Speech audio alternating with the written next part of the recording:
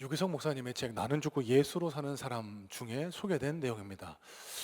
위대한 인도 선교사죠. 존 하이드 선교사가 이제 모든 선교 준비를 마치고 인도로 첫 출발을 할 때 경험했던 이야기입니다. 여러분 앞에 보시는 저 존 하이드 선교사가요, 아버지가 목사님이십니다. 어머님도 신앙심이 뛰어나신 분이어서 어렸을 적부터 예수를 만났고 평생을 선교사로 헌신하겠노라고 그렇게 소원했던 인물이었습니다. 차곡차곡 준비했습니다. 인도어도 배우고 신학도 공부해서 이제 인도로 가는 배에 올랐을 때에는요, 내가 이제 인도 가서 사역을 시작하기만 하면 나는 하나님 나라의 큰 일꾼이 될 거야. 하나님 나라를 위해서 귀하게 쓰임 받는 위대한 선교사가 될 거야. 이런 생각으로 가슴이 부풀어 있었다고 합니다. 손실로 내려갔더니요, 아버지 친구 목사님으로부터 한 통의 편지가 도착해 있었는데요, 편지를 펼쳐서 읽어보니까 이런 내용이 적혀 있더라는 겁니다. 존, 사랑하는 존,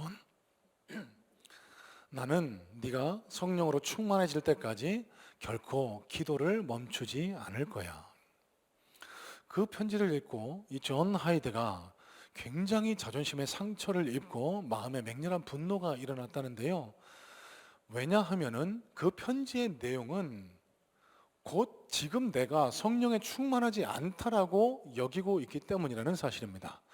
그러니까 내가 지금 인도로 선교를 하러 가는데, 아니 내가 성령에 충만하지 않으면 어떻게 선교를 가? 내가 위대한 선교사가 되려는데 내가 아직 성령에 충만하지 못하다는 거야? 이런 생각 때문에 마음이 어지러워 갑판 일을 한참을 거닐다가 손실로 돌아와서 그 편지를 수차례 반복해서 읽었다라고 합니다. 크게 깨달아지는 부분이 있어서 그 자리에 무릎을 꿇고 간절히 기도하기 시작했다는데요. 하나님, 제가 주님을 위해 인생을 바치러 지금 인도로 선교를 떠나고 있지만 아직도 제 안에는 추악한 탐욕이, 성공에 대한 욕구가 가득 차 있는 것을 보게 됩니다. 주님, 제 심령을 주의 영으로, 성령으로 충만하게 해주세요. 이렇게 기도하는 순간이 바로 위대한 선교사 존 하이드가 탄생하는 순간이었다고 합니다. 자, 여러분, 오늘 설교의 제목이요, 성령님께서 이끄시는 교회 안디옥 교회라는 제목입니다. 여러분, 오늘 성경 말씀을 보시면 13장에 반복해서 등장하고 있는 한 단어를 만나게 됩니다. 그건 바로 성령, Holy Spirit이라는 단어인데요, 2절에도 4절에도 9절에도 성령님의 이끄심에 따라 안디옥 교회가 기도했고, 성령님의 이끄심에 따라 바울과 바나바를 파송했고, 바울도 성령님의 이끄심에 따라 그의 전도 여행을 이어나갔다라고 성경은 기록을 하고 있습니다. 자, 그러면 안디옥 교회는 성령님의 인도하심을 받았던 교회고, 그 결과 하나님 앞에 놀랍도록 쓰임 받았던 교회, 하나님 앞에 귀하게 사용받았던 교회, 하나님과 세상 앞에 당당한 교회가 될 수 있었다는 사실입니다. 자, 여러분, 오늘 메시지의 초점은 여기에 있습니다. 안디옥 교회가 이렇게 하나님과 세상 앞에 당당한 교회가 될 수 있었던 이유는 과연 무엇일까? 어떤 모습을 우리가 본받고 우리도 이런 하나님과 세상 앞에 당당한 교회가 되어야 할까? 여러분, 오해하지 마셔야 할 것은 오늘 이 설교를 교회를 위해서 하는 설교라고만 여기지 마시기 바랍니다. 고린도전서 3장 16절에 분명히 기록합니다. 너희는 너희 심령이 여호와의 전인 걸 알지 못하느냐? 저와 여러분 심령, 주의 영을 모시고 있는 저와 여러분의 심령 자체가 교회이고요, 그 교회들이 모여서 이 아름다운 공동체인 하나님 나라 교회를 이루고 있다는 사실입니다. 그래서 오늘 말씀을 쫓아오실 때 이 말씀을 두 갈래로 해석해서 마음에 담으셨으면 좋겠어요. 첫 번째는 내 심령의 전, 내 심령에 주시는 하나님의 메시지다. 두 번째는 우리가 함께 모여 공동체 신앙생활하는 우리 성문교회 위에 주시는 말씀이다라고 여기시고 말씀을 쫓아오시면 하나님이 예비하신 풍성한 은혜를 받아 누리게 될 줄로 믿습니다. 자, 그러면 성령님의 인도하심을 받았던 안디옥 교회가 어떤 모습을 보였나? 여러분 1절 말씀 한번 눈으로 보시기 바랍니다. 1절입니다. 안디옥 교회에 선지자들과 교사들이 있으니 곧 바나바와 니게르라 하는 시므온과 구레네 사람 루기오와 분봉왕 헤롯의 젖동생 마나엔과 및 사울이라. 자, 여러분, 안디옥 교회는 저 여러분 잘 아시는 것처럼 스데반 집사의 순교로 촉발된 유대교의 대박해, 그래서 디아스포라, 세계 각처로 유대인들이, 그리스도인들이 흩어지게 됩니다. 이 수리아 안디옥에도 예수 믿는 자들이 모여서 교회를 세웠고, 예루살렘 교회로부터 파송받은 바나바가 그곳을 사역하다가 바울을 불러서 함께 공동 목회를 하게 되죠. 그 결과 수많은 사람들이 주께로 몰려오는, 그래서 그리스도인이라는 호칭이 최초로 생겨나게 한 교회가 이 안디옥 교회였고요.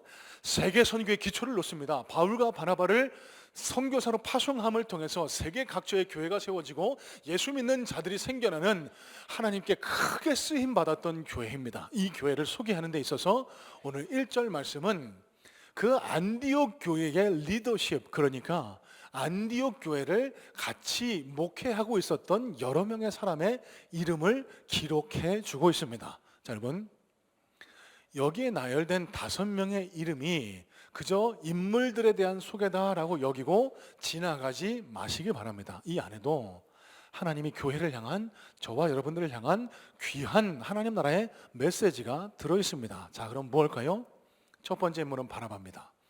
여러분 잘 아시는 것처럼 바나바는 정통 레위인, 유대교 출신의 이 교회 지도자였습니다. 바나바는 착한 사람이었습니다. 바나바 때문에 사울이 바울 될 수 있었음을 우리가 익히 잘 알고 있었습니다. 자, 그러면 정통 유대인 출신의 바나바가 이 안디옥 교회의 리더가 됐다는 것은 조금도 놀라운 일이 아닙니다. 자, 그런데 이어지는 인물들을 한번 살펴보시기 바랍니다. 두 번째 인물이 니게르라는 시몬입니다. 여러분, 여기 니게르는요, 니그로의 어원이 된 단어, 그러니까 흑인이라는 뜻입니다. 여러분, 당시 흑인은요 거의 다 노예였습니다. 신분 계급이 철저하게 유지되고 있던 로마 사회에서 여기 니게르 흑인은요 거의 그 사회 최하층면에 속한 사람이었습니다. 자, 여러분, 이것부터가 의아하지 않습니까? 정통 레위인 출신 바나바와 함께 안디옥 교회 리더십 그룹을 이루고 있던 인물이 바로 당시 최하층이었던 니게르 시몬. 자, 그 다음 인물은요 구레네 사람 루기오라고 밝히고 있습니다. 여러분, 여기 구레네는 현재 리비아입니다. 북아프리카죠. 여러분, 그 사람에 대한 어떠한 정보도 본문은 제공하지 않습니다. 당시에 유력한 사람은 가문, 그래서 그 가문의 이름, 아버지의 이름을 앞에 사용했다라는 것을 미루어 볼 때 여기 구레네 사람 루기오는요 구레네, 리비아에서 왔다는 것 외에는 아무것도 내세울 것 없는 변변치 않은 사람이었다라고 우리는 짐작해 볼 수 있습니다. 자, 또 분봉왕 헤롯의 젖동생 마나엔이 등장합니다. 여러분, 여기 젖동생이라고 할 때 사용된 헬라 원어가요 쉰트로포스라는 단어인데, 이 단어는 한 어머니의 젖을 먹고 자란 친형제를 의미하기도 하지만 어렸을 때부터 같이 동고동락 가장 가깝게 지냈던 중마고 친한 친구를 의미하기도 합니다. Either way, 그러니까 형제 여건, 친한 친구 여건 간에 헤롯과 가까운 인물이었습니다. 여러분, 지난주에 함께 말씀을 나눴죠? 헤롯이 누굽니까? 야고보 사도를 잡아다가 참수형한, 그리고 베드로 사도까지 죽이려 했던, 그리스도인들을, 교회를 핍박했던 인물입니다. 그 헤롯이 어떻게 됐죠? 12장의 하반절을 살펴보시면은요 가이사랴로 내려갑니다. 로마 황제의 생일을 축하하기 위해 그 가이사랴에 내려갔다가 갑자기 벌레 먹혀 죽었다라고 성경은 기록합니다. 여기 벌레가 큰 벌레를 뜻하는 게 아닙니다. 오늘날로 하면 세균이라고 이해하시면 정확한데요, 급성 세균성 쇼크로 갑자기 세상을 떠나게 됐다. 왜요? 하나님 진노의 심판 때문에. 여러분, 그렇다고 하면은 여기 헤롯의 젖동생 마나에는요 그리스도인들과 섞일 수 없는 인물입니다. 마치 일제시대 이완용과 같은 인물, 친일파들, 이런 사람이라고 이해하시면 돼요. 마지막으로 사울은 또 누구죠? 교회와 그리스도인들을 핍박하던 가장 대표적인 인물입니다. 열심당원, 질럿. 그래서 먼 곳까지 교회와 그리스도인들을 핍박하는데 마다하지 않았던 그 사울이 이 안디옥 교회의 리더십 그룹을 형성하고 있다는 사실입니다. 여러분, 여기에서 우리는 안디옥 교회가 왜 하나님 앞에 귀하게 사용받을 수 있었는지를 깨닫게 됩니다. 안디옥 교회는요 다양성을 가진 교회였습니다.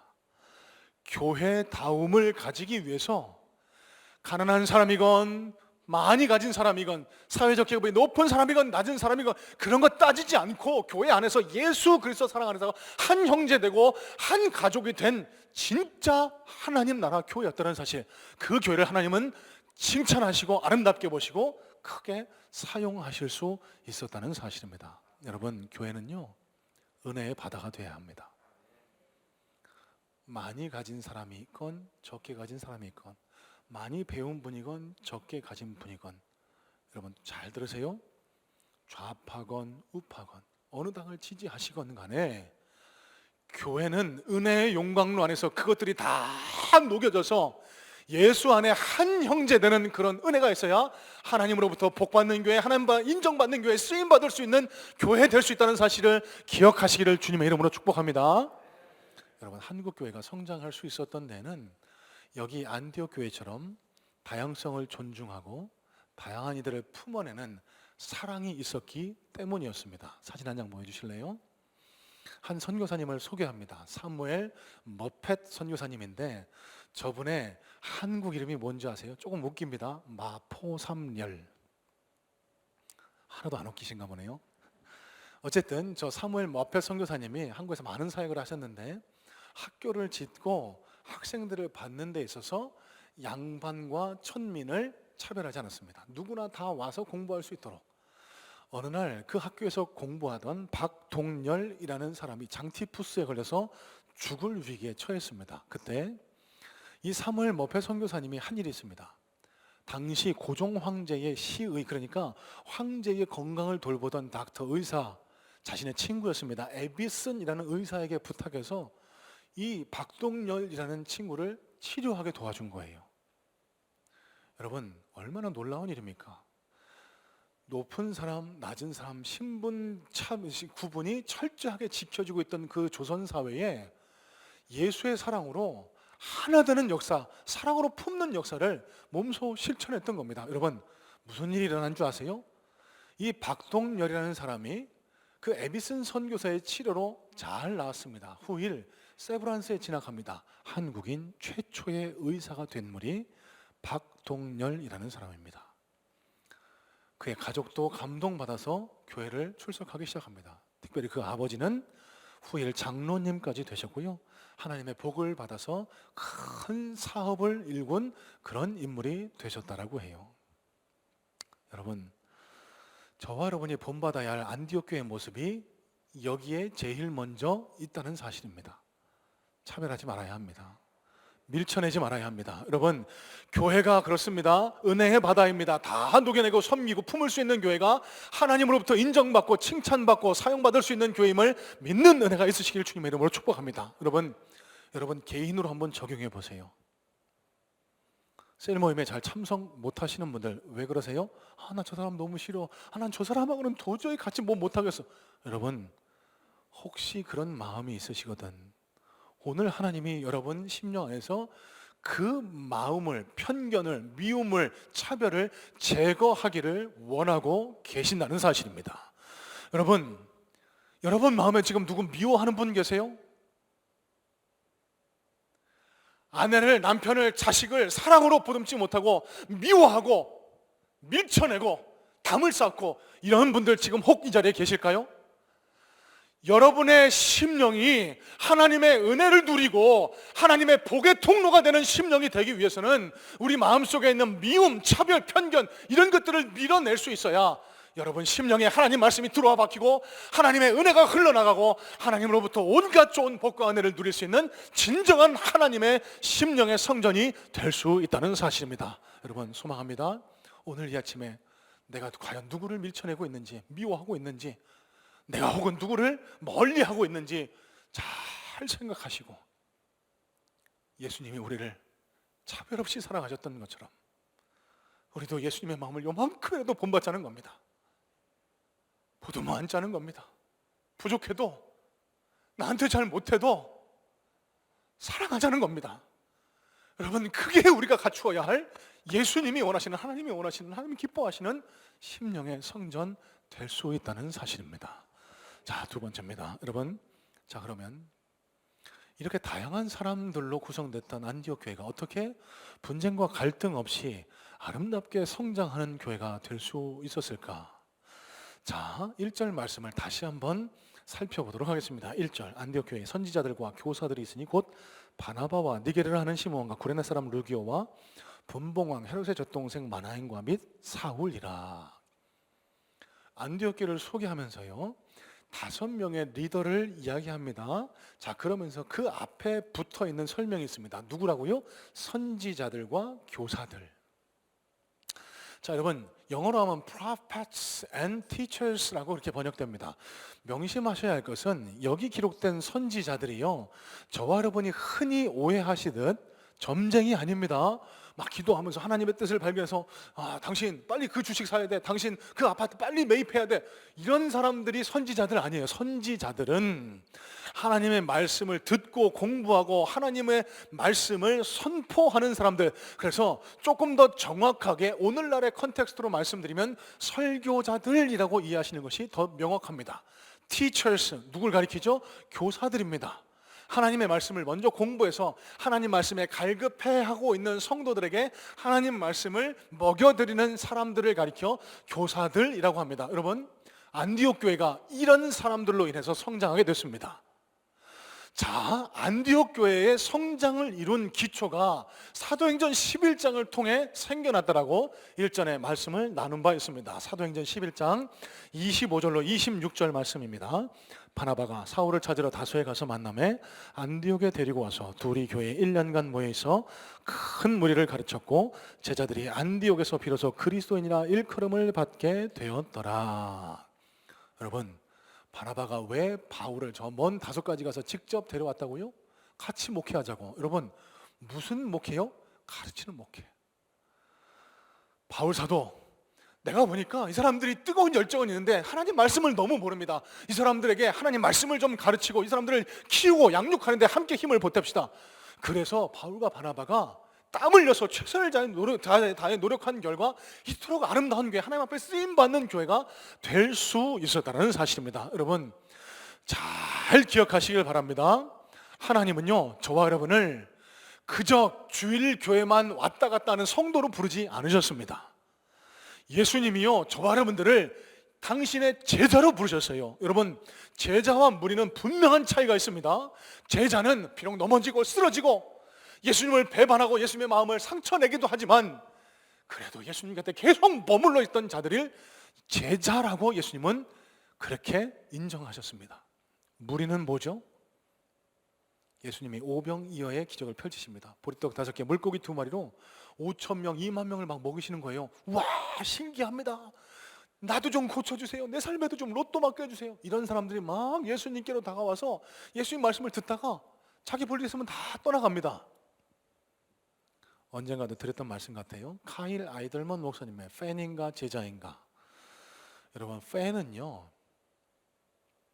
그 경기, 그 선수를 보기 위해서 수고를 마다하지 않습니다. 응원합니다. 경기가 끝나면 자기 생활로 돌아가는 사람을 가리켜 팬이라고 합니다.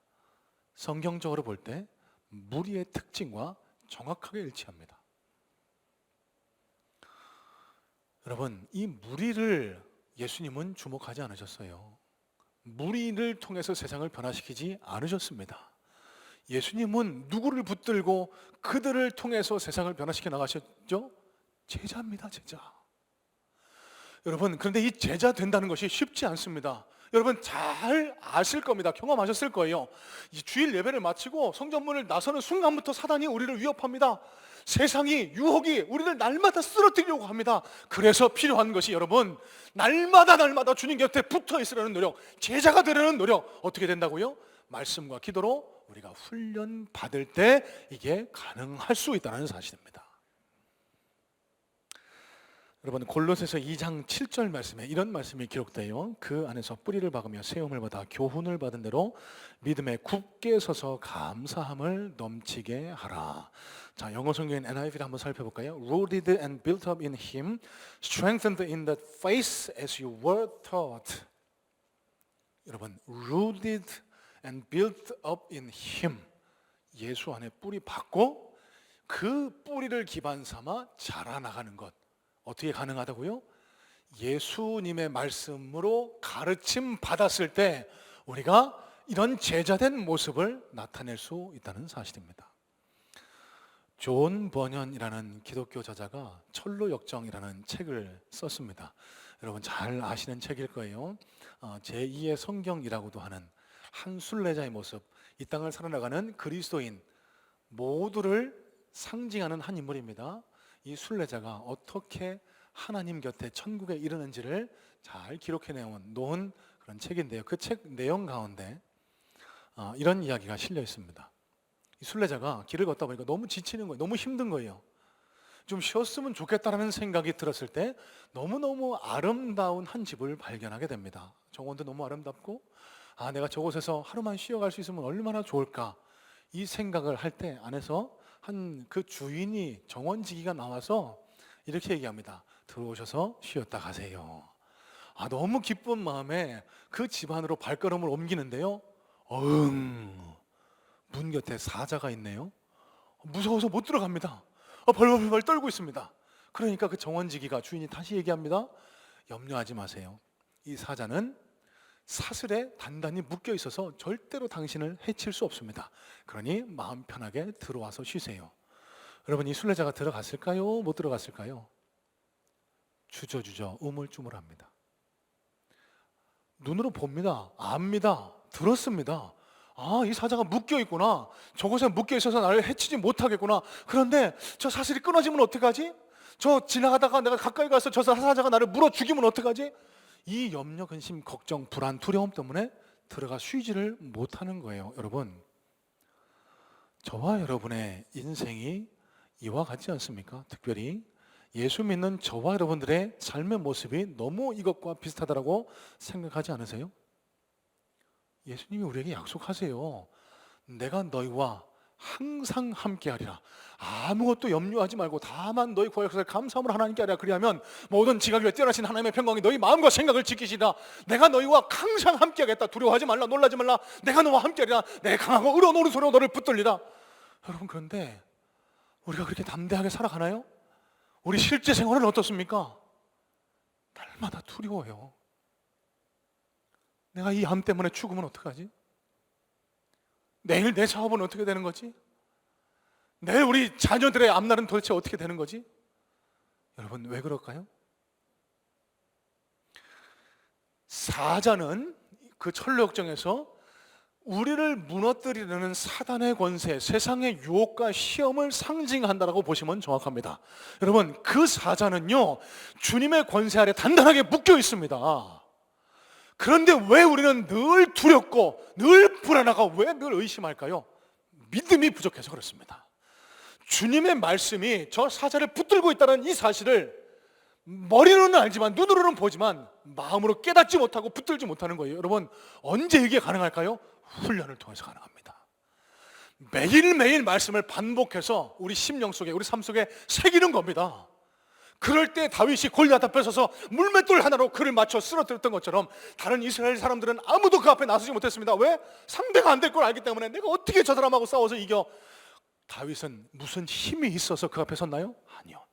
주의 말씀을 의지한 결과 그는 담대히 골리앗 앞에 서서 그 골리앗을 쓸어 넘어뜨리는 위대한 하나님 나라의 영웅이 될 수 있었다는 사실입니다. 여러분, 저는 함께 신앙생활하는 우리 모든 성문의 성도님들이 하나님으로부터 인정받고 세상을 변화시켜 나가고 저와 여러분들 통해 하나님의 은혜와 복이 흘러나가는, 하나님께 쓰임받는 진정한 하나님 나라 군사 되기를 간절한 마음으로 소망하고 축복합니다. 어떻게 가능할까요? 훈련받아야 합니다. 성장해야 합니다. 또 드리는 말씀입니다. 여러분, 신앙은요, 생명입니다. 나무, 동물, 사람과 똑같아요. 물 주고 밥 먹어서 건강하게 성장하지 않으면 시들어 말라 비틀어지게 마련입니다. 여러분, 제가 목회의 길로 들어설 수 있었던 가장 결정적인 계기가 바로 이 양육과 훈련이었습니다.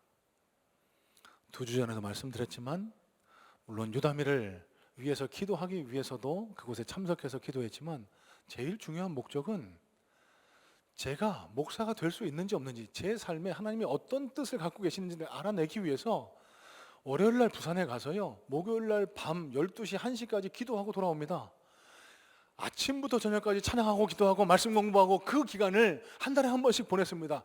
여러분, 제가 그 기간을 거치면서 제 신앙이 많이 성장했음을 깨닫게 됩니다. 영적 성장에도 지름길은 있습니다. 말씀을 배우고 먹고 훈련하는 과정을 통해서 우리가 우리 자신을 연단해 나갈 때 어떠한 세상의 위협, 사단의 유혹 속에서도 넘어지지 않고 날마다 당당한 삶을 살아가는, 그래서 하나님 앞에 쓰임받는 복된 그리스도인 될 줄로 믿습니다.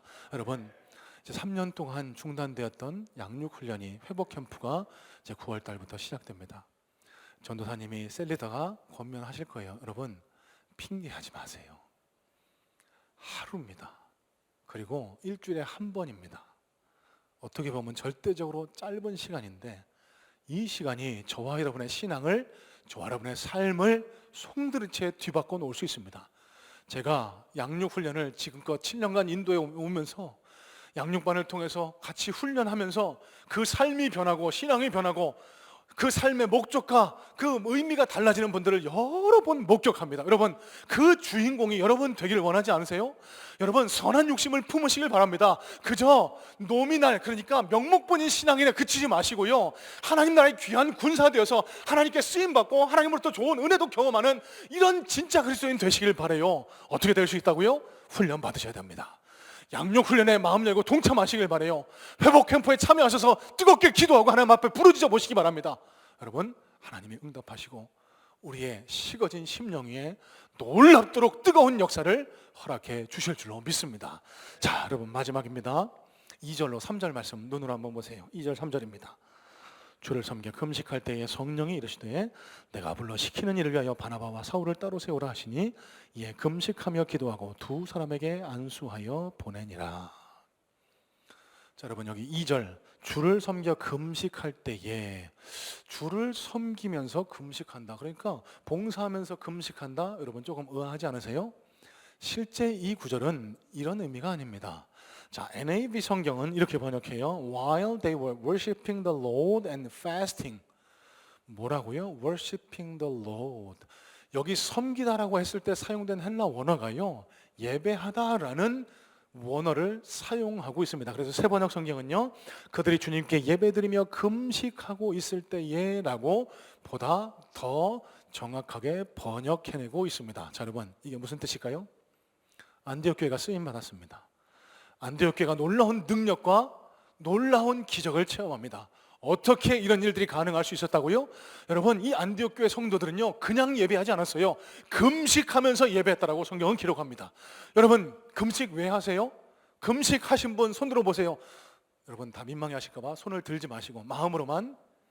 왜 금식 기도하십니까? 간절하니까. 꼭 하나님이 들으셨으면 하는 간절한 기도의 제목이 있으니까 여러분, 금식하면서 기도하시는 거 아니에요? 여러분, 여기 안디옥 교회 성도들이 예배할 때 금식했다라고 말씀합니다. 무슨 뜻일까요? 그만큼 간절하게 예배를 드렸다는 거예요. 수주 전에도 나눈 말씀입니다. 안디옥 교회 성도들이 예배드렸던 동굴 교회가 지금도 남아 있습니다. 안디옥 시내가 훤히 내려다 보이는 그 산중턱 동굴 안에 마련해 놓은 그 예배 초소에 시간이 되면 한두 명씩 몰려듭니다. 로마 군인이나 유대인들이 알면 우리를 잡아다 핍박할 것이 뻔하기 때문에 하나 둘 서로에게 약속하면서 몰래 모여들어요. 동굴 안에 가면 한 10평 남짓한 예배 초소가 있고, 그 제단 옆으로는 조그마한 통로가 있는데 그 통로는 탈출구. 왜? 로마 군인들이 자기들을 잡으러 오면 도망쳐야 하니까. 그러다가 잡히면은 핍박받는 겁니다. 안디옥 교회 성도들에게는요, 예배가 이만큼 절실한 거였습니다. 왜 그랬을까요, 여러분? 그만큼 살기 힘들어서, 그만큼 예수 믿기 힘들어서. 예배 때 하나님을 만나고 은혜를 경험하지 못하면 저 서슬퍼런 로마 군인의 앞지에서 나 그리스도인이라고, 나 예수 믿는다라고 얘기할 용기가 자신이 없어서, 그래서 모여 예배하는 그 시간이 너무너무 소중하고 너무너무나 간절했던 거예요. 꼭 이 하나님을 만나고 예수님을 만나고 우리 심령의 상처가, 두려움이 해결이 되어야만 되겠기에 그렇게 간절한 마음으로 이 안디옥 교회 성도들인 예배를 드렸다는 겁니다. 그 안디옥 교회 성도들을 하나님은 사용하셨어요. 지금 저와 여러분의 예배와 많이 차이 난다라고 여러분 생각하지 않으십니까? 여러분 늘 드리는 말씀입니다. 계속해서 드릴 말씀입니다. 귀에 못이 박히도록 말씀드릴 겁니다. 여러분, 예배 성공자가 신앙 성공자입니다. 신앙에 성공해야 그리스도인은 인생에서 성공할 수 있습니다. 그러면 우리 인생에서 하나님의 복과 동행하심의 은혜를 누리면서 성공할 수 있는 인생 최고의 비결은 뭘까요? 예배에 성공하는 겁니다. 여기 안디옥 교회 성도들이 드렸던 간절한 기도, 간절한 예배의 모습을 요만큼이라도 한번 본받아 보자는 겁니다. 여러분, 지금 이 자리에 기대하는 마음으로, 소망하는 마음으로 나와 앉아 계세요? 예, 많이 계신 것 같습니다. 그런데 어쩔 수 없이 끌려 나와서 가자고 하니까 어쩌고. 여러분, 그런 예배로는 하나님을 감동시켜드리지 못해요. 이 한 시간 예배를 통해서 여러분 하나님을 만나고 하나님 위로의 음성이 들려온다면 저와 여러분 마음속에 쌓여있는, 우리 마음을 사로잡고 있는 모든 삶의 문제, 고난의 사슬들이 다 해결되는 역사가 일어나게 될 줄로 믿습니다. 하나님이 오늘 이 예배를 통해서 저와 여러분들에게 여러분 심령 속에 이런 말씀을 하고 계시는 것 같아요. 사랑하는 아들아, 딸아, 한 주간 동안에도 힘들었지, 고생했지, 너무 많이 아팠지. 이제 내 짐을 다 내게로 가져오렴. 내가 네 대신 네 짐을 져줄게. 여러분, 이 하나님을 체험하면 얼마나 힘들고 아프든지 그 문제가 아무것도 아니게 되는 그런 은혜의 역사를 경험하게 되지 않겠습니까? 오늘 선교사님들을 모시고 함께 예배를 드립니다. 참 마음속에 부끄러움이 저절로 일어나는 것은, 여러분 선교지에 가시면은요 좋은 예배시설 없습니다. 좋은 환경 아닙니다. 하지만 그 예배가 얼마나 뜨겁고 감격적이고 감동적인지 몰라요. 왜? 모르겠습니다. 하지만 저는 확신합니다. 우리 선교사님들 예배를 통해서 하나님의 은혜를, 감격을, 감동을 누려야만 내가 이 사역을 감동할 수 있기 때문에 여러분 일생을 다 하나님 앞에 맡기고 그 페루 오지 산맥 산골 마을에 가서 그들을 위해서 헌신하고 봉사하는 거, 여러분 누구나 할 수 있는 일 아니에요. 어떻게 할 수 있을까요? 예배를 통해서 하나님의 은혜를, 감동을 계속해서 경험하는 겁니다. 내가 너를 택했다, 내가 너를 사로잡는다, 내가 너를 돕겠다, 이게 확신이 들어야지 할 수 있는 것 아닙니까? 여러분, 저와 여러분들도 선교사입니다. 여러분 계신 곳이 선교의 현장이고요, 저와 여러분들을 하나님께서 사용하기를 원하신다는 사실을 꼭 기억하시기를 주님의 이름으로 축복합니다. 그러면 우리가 어떻게 해야 선교 사명을 감당할 수 있을까요? 예배를 통해서 하나님의 은혜를, 능력을 경험할 수 있어야 됩니다. 저는 소망합니다. 코로나 때문에 우리의 예배가 게으르고 나태해졌음을 부인하기 어렵습니다. 여러분 이제 아침 저녁으로 선선한 바람이 불어옵니다. 수확의 계절인 가을로 우리는 접어들고 있습니다. 여러분, 그러면 우리가 제일 먼저 확인하고 결실을 맺어야 할 것이 있습니다.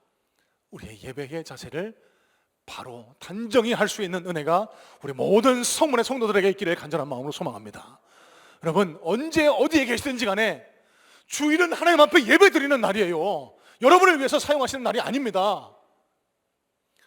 저희 교회에 수요 예배가 있습니다. 금요 철야 기도회가 있습니다. 월요일부터 토요일까지 새벽 기도회가 있습니다. 물론 개인적으로 말씀을 공부하고 기도하는 것도 신앙에 도움이 되지만 여러분 결단하시고 한 달에 한두 번이라도 새벽 예배에 나와서 기도하세요.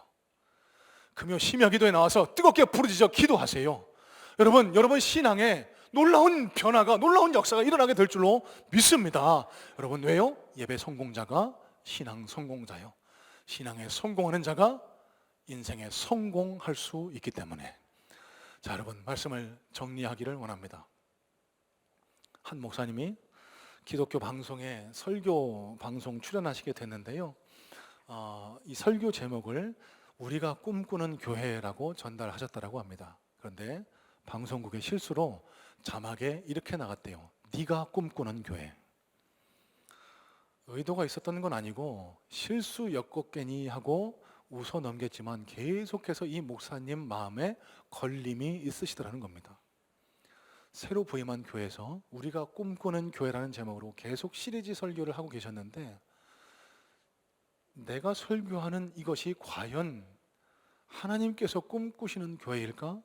혹 내 욕심을 위해서 내가 꿈꾸는 교회를 지금 성도들과 함께 설교로 나누고 있는 건 아닐까? 이런 고민을 하게 되셨다고 합니다. 여러분, 오늘 저와 여러분들에게도 이런 고민이, 이런 묵상이 생겨났으면 좋겠습니다. 하나님이 나에게, 여러분, 저와 여러분이 교회입니다. 내가 어떤 교회가 되기를 원하실까? 내가 어떤 교회가 돼서 어떻게 쓰임 받기를 원하실까?